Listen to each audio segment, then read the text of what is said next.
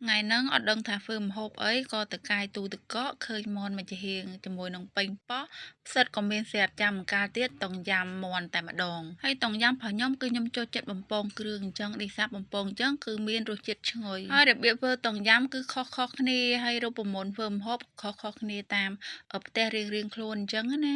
hay tầmรับnhóm vén mình bèn chỉ trong phơi hay còn mình bèn chỉ nẹt chùm đình phơm hộp ấy đai hay ca phơm hộp phải nhóm ở miên rồi bầm mòn y tế bong pon cứ tha một hộp khác thì nhom mơ tam YouTube một hộp khácก็ញ៉ាំមើលតាម Facebook មកតាម page គេផ្សេងផ្សេងអញ្ចឹងណាអីក៏ខំប្រឹងម៉ែបានប្រមាណហើយការធ្វើម្ហូបអត់មានតំណងសោះក៏ប្រឹងធ្វើជាវីដេអូចែករំលែកដែរ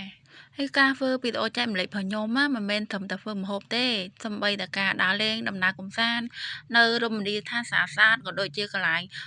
មានរបស់ហូបឆ្ងាញ់ឆ្ងាញ់ក៏ដូចជានៅតាមស្រុកភូមិពីវប្បធម៌អីអញ្ចឹងគឺខ្ញុំ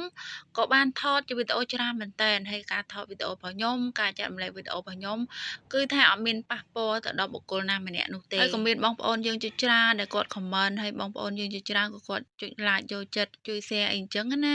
ហើយបើសិនជាបងប្អូនណាដែលគាត់អត់ពេញចិត្តវីដេអូរបស់ខ្ញុំ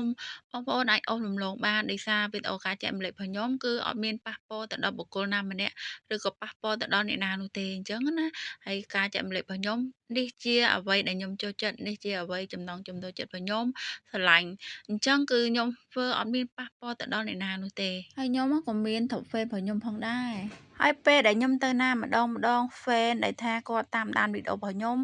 តែងតែសួរថាថ្ងៃណាចេញវីដេអូទៀតហើយទៅដើរលេងនៅណាទេសភាពស្អាតនៅណាអីអញ្ចឹងណាពេលដែលពួកគាត់សួរអញ្ចឹងខ្ញុំសប្បាយចិត្តខ្លាំងមែនតើហើយគាត់តែងតែនិយាយថាគាត់ជា idol អីអញ្ចឹងក៏ខ្ញុំសប្បាយចិត្តខ្លាំងមែនតើហើយអរគុណបងប្អូនមែនតើដែលគាត់តាមដានវីដេអូរបស់ខ្ញុំហើយជួយចុច like ហើយបងប្អូនខ្លះគឺគាត់ជួយ share ទៀតអរគុណខ្លាំងមែនតើហើយនិយាយថាវីដេអូដែលផ្ទុះខ្លាំងហើយវីដេអូដែលបងប្អូនគាត់មើលច្រើន view ច្រើនគឺខ្ញុំសប្បាយចិត្តមែនតើមានកម្លាំងចិត្តនឹងធ្វើវីដេអូបន្តទៀតអញ្ចឹងអាឡ័យតែរៀបរាប់ឥ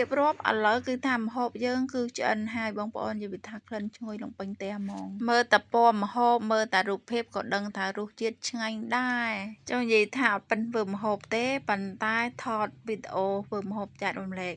បងប្អូនបើខ្ញុំមិនថតធ្វើម្ហូបទេខ្ញុំមានវីដេអូណាផុសបងប្អូនបើមួយថ្ងៃលក់ដូរនៅតែផ្ទះមិនសូវបានដើរទៅណាផងហ្នឹងយូរបានតែដើរលេងម្ដងទេបងប្អូនអើយនិយាយទៅមួយខែសឹងតែមួយខែបានទៅដើរលេងម្ដងហ្នឹងអញ្ចឹងខ្ញុំមានវីដេអូណាផុសលក់អីវ៉ាន់ទៅនៅផ្ទះហ៎អញ្ចឹងគឺថាជុំវិញផ្ទះសកម្មភាពធ្វើអីគឺថតយកតែទាំងអស់ហ្នឹងវីដេអូរបស់ខ្ញុំក៏ដល់ទីបញ្ចប់ហើយក៏អរគុណមែនតើជាមួយបងប្អូនដែលគាត់តាមដានវីដេអូរបស់ខ្ញុំ